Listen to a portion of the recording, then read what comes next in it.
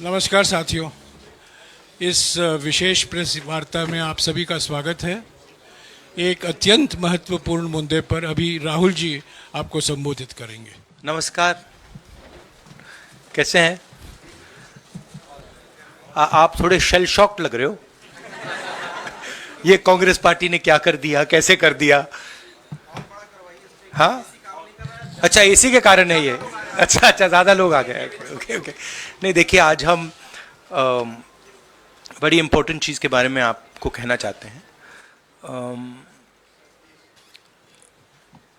पहली बार हमने नोट किया कि चुनाव के समय प्रधानमंत्री ने, होम मिनिस्टर ने और फाइनेंस मिनिस्टर ने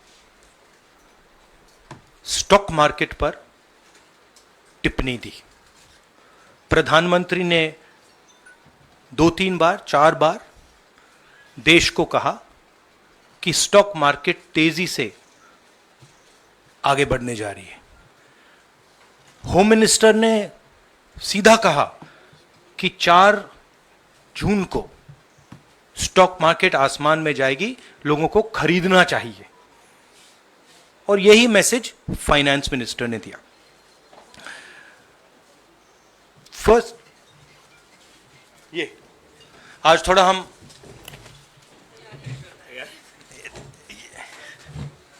तो ये क्रोनोलॉजी है। अमित शाह कहते हैं बाय शेयर्स बिफोर 4 जून। 19 में नरेंद्र मोदी जी कहते हैं stock market will break records on June 4। फिर 28 मई को रिपीट करते हैं। 1 जून मीडिया झूठे एग्जिट पोल रिलीज करती है। बीजेपी का ऑफिशियल जो इंटरनल सर्वे था वो उनको 220 सीट दे रहा था। तो ये इंफॉर्मेशन बीजेपी के लीडर्स के पास था। इंटेलिजेंस एजेंसीज ने 200 और 220 के बीच में सरकार को बताया था कि उनकी सीट्स आ रही हैं। 3 जून को स्टॉक मार्केट सारे रिकॉर्ड तोड़ देता है और 4 जून को खटाक से स्टॉक मार्केट अंडरग्राउंड चला जाता है। अगला स्लाइड दिखाइए जरा। ये देखिए, 31 मई massive stock activity, more than double what was there on 30th, more than double what was there on 29, 28। ये अनोमली देखिए। ये कौन लोग हैं? ये वो लोग हैं जो जानते हैं कि कोई ना कोई घपला हो रहा है। हजारों करोड़ रुपए यहां पे इन्वेस्ट हुए हैं, फॉरेन इन्वेस्टर्स ने इन्वेस्ट किए हैं। और उसके बाद 30 लाख करोड़ रुपए का लॉस होता है। किसका लॉस होता है? रिटेल इन्वेस्टर्स का लॉस होता है। तो ये जो आप देख रहे हैं, हिंदुस्तान की स्टॉक मार्केट की हिस्ट्री का सबसे बड़ा स्कैम है। और इसके बारे में हम कुछ सवाल पूछना चाहते हैं।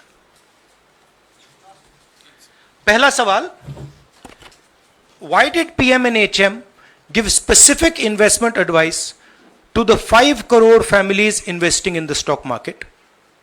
Is it their job to give investment advice? Second, why both interviews were given to the same media house owned by the same business group, which is also under SEBI investigation for manipulating stock market? Third, what is the connection between the BJP, the fake exit pollsters, and the dubious foreign investors who invested 1 day before the exit polls were announced and made a huge profit at the cost of 5 crore families? We demand a JPC into this. We are absolutely convinced that this is a scam. Somebody has made thousands of crores of rupees at the cost of Indian retail investors, and the Prime Minister and the Home Minister have given an indication to buy. And this is a criminal act. So we demand today a joint parliamentary committee to investigate this. मैं हिंदी में बोल देता हूं. प्रधानमंत्री ने देश की जनता को इन्वेस्टमेंट एडवाइस क्यों दी, और 5 करोड़ परिवारों को जो इन्वेस्ट करते हैं उनको प्रधानमंत्री ने, होम मिनिस्टर ने स्टॉक खरीदने का आदेश क्यों दिया. दूसरा, दोनों इंटरव्यूज जो किए गए थे वो अदानी जी के जो चैनल्स हैं उनको दिए गए थे. उन पर सेबी का इन्वेस्टिगेशन हो रहा है, तो उन चैनल्स का क्या रोल है. और बीजेपी के बीच में जो फेक एग्जिट पोलस्टर्स हैं और ये जो फॉरेन इन्वेस्टर्स हैं, इनके बीच में क्या कोई रिश्ता है, और अगर रिश्ता है तो क्या है. हम जेपीसी चाहते हैं, हम इन्वेस्टिगेशन चाहते हैं, और देश इसकी सच्चाई जानना चाहता है. धन्यवाद. शुक्रिया राहुल जी. साथियों, अभी अभी राहुल जी ने आपको स्पष्ट तरीके से क्रोनोलॉजी समझ लिया है. बार बार गृह मंत्री कहते थे अब क्रोनोलॉजी समझिए. आज राहुल जी ने देश को क्रोनोलॉजी समझाया है. इसके ऊपर अगर आपके सवाल हैं तो एक एक करके आप पूछिएगा, एक एक करके पूछिएगा. I haven't said the chronology in English, so I'll say the chronology in English. 13th May 2024, the Home Minister says, buy shares before 4th of June. This is a clear indication to retail investors and others to buy stock. 19th May, for the first time, and then repeatedly until the 28th May, the Prime Minister says that the stock market is going to break records on 4th June. Finally, on 1st June, completely fictitious exit polls are released. These investors are given a completely wrong impression. And on the 3rd of June, as we all know, the stock market breaks all records and then crashes on the 4th of June. Whoever has made money as the stock market rose and also as the stock market crashed. And we are interested in having a joint parliamentary committee, a JPC, to investigate the role of the Prime Minister, the role of the Home Minister, role of BJP members, and also those people who have done these fake exit polls. And finally, we want to understand who are the people, these foreign investors, who did these trades. So we want an investigation for that. शुक्रिया राहुल जी. हाँ संजय. राहुल जी, इससे पहले भी आपने Adani issue पे JPC पिछली लोकसभा में मांग की थी, तो क्या आप चाहेंगे कि ये इशू और हिंडनबर्ग इशू दोनों कंबाइन हो और दोनों की जांच हो? ये जो इशू है, this is a broader issue than just the Adani issue. It is connected to the Adani issue, but this is a much broader issue. This is directly the Prime Minister of India, Home Minister, who are privy to data on actual election results, who have IB reports, who have their own data, who are advising retail investors to buy stock on the 4th. This has never happened before. And by the way, the Prime Minister has never commented on stock market before this. This is the first time the Prime Minister has commented, very interestingly, and multiple times, one after the other, saying that stock market is going to boom, stock market is going to boom, stock market is going to boom. And at the same time, he has information that the exit polls are wrong. He has information that he knows what is going to happen because he has IB data and he also has his own party data. हाँ जी रवि। राहुल जी, मेरा सवाल यही है कि जी news ने भी ये सारी चीज़ बताई है जनता को कि कई चैनलों ने मिलकर ये सब चीज़ किया है, जिस तरह से एग्जिट पोल करके लोगों को गुमराह किया है, जिस तरह से शेयर बाजार में सारा कुछ हुआ है। जी न्यूज़ ने भी इस मामले को उठाया है और बताया है, और आपके कहने का सीधा अर्थ है कि अडानी को इसका फायदा उठाने के लिए किया गया है? नहीं, मेरा कहने का ये अर्थ है कि उसमें अदानी इन्वॉल्व हो सकता है, मगर ये अदानी से बहुत बड़ी चीज है। इसमें बीजेपी के सबसे बड़े नेताओं ने कहा है, रिटेल इन्वेस्टर्स को मैसेज दिया है कि आपको स्टॉक खरीदना चाहिए। उनके पास इंफॉर्मेशन थी कि एग्जिट पोल्स गलत हैं, उनके पास इंफॉर्मेशन थी कि बीजेपी को फुल मेजॉरिटी नहीं मिलने वाली है, और वो जानते थे 3 जून को और 4 जून को क्या होने वाला है। कितने का? 30 लाख, कितना 30 लाख करोड़ का नुकसान हुआ है। कितने का? 30 लाख करोड़ रुपए का नुकसान हुआ है और हजारों लाखों करोड़ रुपए का चुने हुए लोगों को फायदा हुआ है। और हम इंक्वायरी चाहते हैं प्रधानमंत्री पर, होम मिनिस्टर पर, जिन्होंने एग्जिट पोल किया उन पर, और ये जो फॉरेन इन्वेस्टर्स हैं उन पर। हाँ शमिन।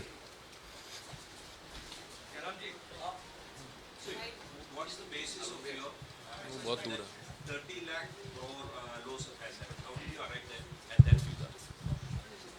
Do you want to explain?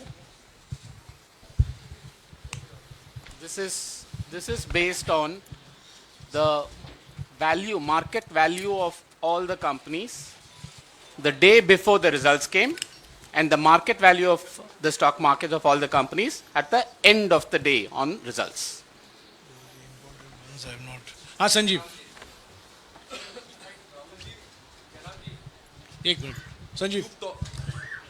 Rahul ji, you've talked about, are you alleging the involvement of the Prime Minister and the Home Minister? Yes. And whose money is it? Yes, Are you that, saying that is what I their am money? saying. I am saying that people very high up in the BJP have carried out this scam. I am saying they had partners who carried out these exit polls. We would like to know if these exit polls were actually carried out, if people were actually sent out, and we'd also like to know the methodology of these polls. We'd like to understand who these investors are. We have some sense of who these investors are. So we are not just speaking out of the air. We are confident that if an investigation is done, interesting things will be revealed. And we think the Prime Minister and Home Minister are directly involved in this. हाँ Siddharth. Companies की भी आपको लगता है जांच होनी चाहिए जिनके शेयर बहुत अप गए, जिनके सबसे ज्यादा शेयर खरीदे गए और जिनके शेयर उसके बाद में बीच में बेचे भी गए, तो उन कंपनीज का भी को भी इस दायरे में आना चाहिए, आपको लगता है? हमारा कहना है कि यहाँ पे बड़ा क्लियर है कि स्कैम हुआ है। प्रधानमंत्री ने डायरेक्टली कहा है, होम मिनिस्टर ने डायरेक्टली कहा है, इंडिकेट किया है जनता को कि स्टॉक मार्केट ऊपर जाएगी। होम मिनिस्टर ने तो साफ कह दिया कि खरीदना चाहिए। और जब प्राइम मिनिस्टर और होम मिनिस्टर और फाइनेंस मिनिस्टर ऐसी बात करते हैं तो उसका रिएक्शन आता है, लोग उसको बिलीव करते हैं। तो बिल्कुल क्लियर है कि इन 3 लोगों ने कहा है। यह भी क्लियर है कि इनको मालूम था कि रिजल्ट 400 का नहीं है, 300 का भी नहीं है। तो यह हम पता लगाना चाहते हैं, उसमें आप जो कह रहे हो वो भी शामिल है। राहुल जी, ब्रह्म प्रकाश दुबे, इंडिया डेली लाइव से। मेरा सवाल यह है कि जो आपने बताया है इतना बड़ा स्कैम है, पहले भी आपने कई मामले उठाए हैं, जेपीसी की मांग पहले नहीं मांगी गई है, तो क्या आपने कहा ये आपराधिक मामला है, क्या कोर्ट में जाएंगे या पुलिस में शिकायत दर्ज करेंगे? क्योंकि आप कह रहे हैं बहुत बड़ा घोटाला है ये। नहीं भैया, मैंने अभी आपको बोला हम जेपीसी डिमांड कर रहे हैं, इन्वेस्टिगेशन डिमांड कर अगर रहे नहीं मांगते तो पुलिस में, कोर्ट में जाएंगे? जो भी करना है करेंगे, बट हम आपको ये इंफॉर्मेशन दे रहे हैं कि ये जो हुआ है ये नॉर्मल चीज नहीं है। इसमें प्रधानमंत्री ने इंडिकेशन दिया है, होम मिनिस्टर ने इंडिकेशन दिया है, फाइनेंस मिनिस्टर ने इंडिकेशन दिया है, अदानी जी के चैनल्स के थ्रू इंटरव्यूज किए हैं, और फाइनली लोगों ने इन्वेस्ट किया है। लोगों ने फाइनेंशियल एक्शन लिया है, कंपनीज ने शेयर खरीदे हैं। इसी विषय पर एक मिनट इसी विषय पर, इस स्टॉक मार्केट घोटाले पर ही हम सवाल ले रहे हैं। मौसमी, इसी विषय पर कीजिएगा बस। एक मिनट, आ रहा हूं यार, एक मिनट, राहुल जी, एक करके आ रहा हूं यार। राहुल जी, हम लोग ने पहले भी देखा है कि आप लोग ने कई बारी जब सेशन होता है तो सत्ता पक्ष और विपक्ष आमने सामने होता है, जेपीसी की मांग होती है और सेशन पे सेशन वॉश आउट हो जाते हैं और जनता का पैसा वेस्ट होता है। तो क्या आपको ये तो लगता है बीजेपी की लाइन है। तो क्या नहीं, मतलब जनता का पैसा के सेशन वाटर आप ऐसी टी शर्ट ले लो ना एक, मैं आपको दे दूंगा, जरूरत नहीं है। उनका वो सिंबल दे दूंगा आपको, ये राहुल उनकी जी, लाइन है। सवाल आपको पसंद नहीं आए वो अलग बात है, पर आपको किसी नहीं, के सवाल साथ मुझे इस तरह बहुत से पसंद आ रहा है। इस तरह से उंगली उठाने की जरूरत नहीं। आप चेक बहुत अच्छा लग रहा है, बोलिए। बीजेपी का बैच पहनने की आप जरूरत सवाल नहीं। पूछिए ना, सवाल नहीं, आपको सवाल भी जयराम साहब ये बोलना चाहिए, नहीं, सवाल गलत पूछिए। बात है। सवाल पूछिए।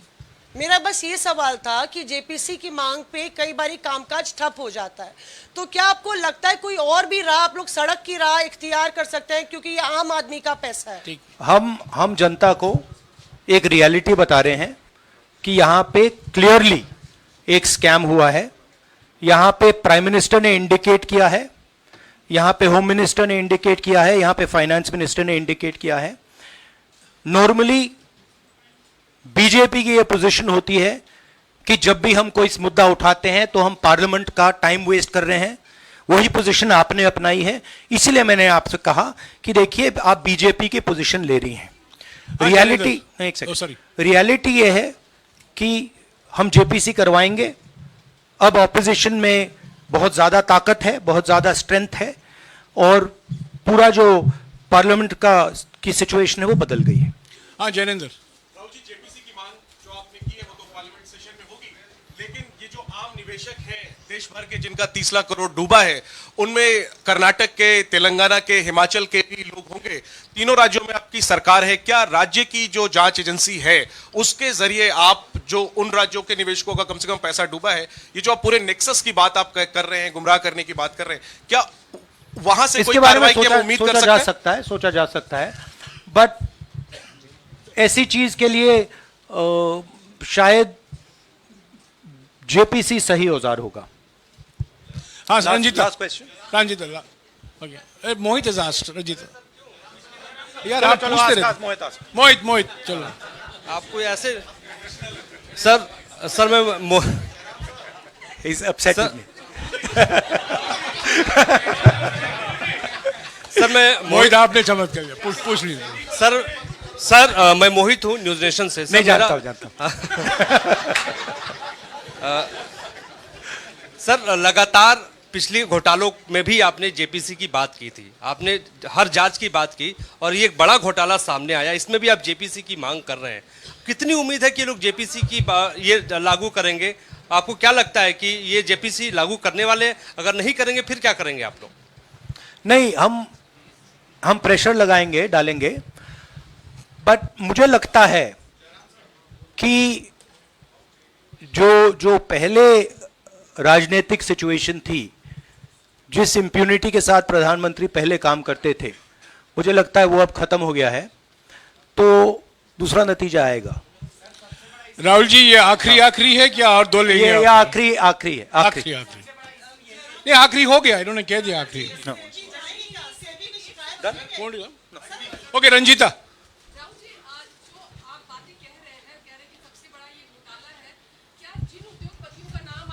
लेते रहे हैं, चुनावी जो रैलियां रही हैं उसमें भी और उसके बाद भी, क्या आप कहना चाहते हैं कि सरकार ने मदद की है उन उद्योगपतियों को और अमीर बनाने में?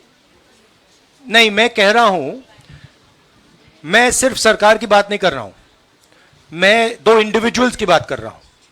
प्रधानमंत्री ने और हिंदुस्तान के सब रिटेल इन्वेस्टर्स जिनको नुकसान हुआ है, मैं आपसे बोल रहा हूं, आपको यह बात समझ आ जाएगी। आपका पैसा गया है, आपकी कमाई गई है, आपको नुकसान हुआ है, और इसमें करोड़ों युवा हैं जो ईमानदार हैं। तो नरेंद्र मोदी जी ने, अमित शाह जी ने आपको मैसेज दिया कि 4 तारीख को स्टॉक मार्केट आसमान छुएगी, और आपने उन पर भरोसा किया।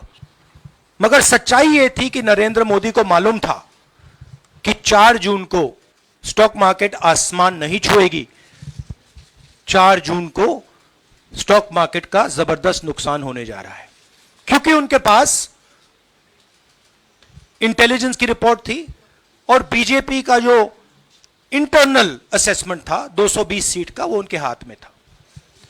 तो मेरा यह सवाल है और मैं आपसे इन्वेस्टर से कहना चाहता हूं कि आपको जो चोट पहुंची है, जो आपको दर्द हुआ है, वो चोट नरेंद्र मोदी जी और अमित शाह के बयान ने आपको पहुंचाई है।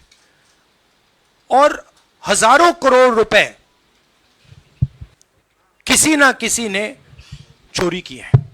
वो आपके जेब से गए हैं, रिटेल इन्वेस्टर्स के जेब से गए हैं। तो मैं चाहता हूं, आपके लिए बोल रहा हूं, मैं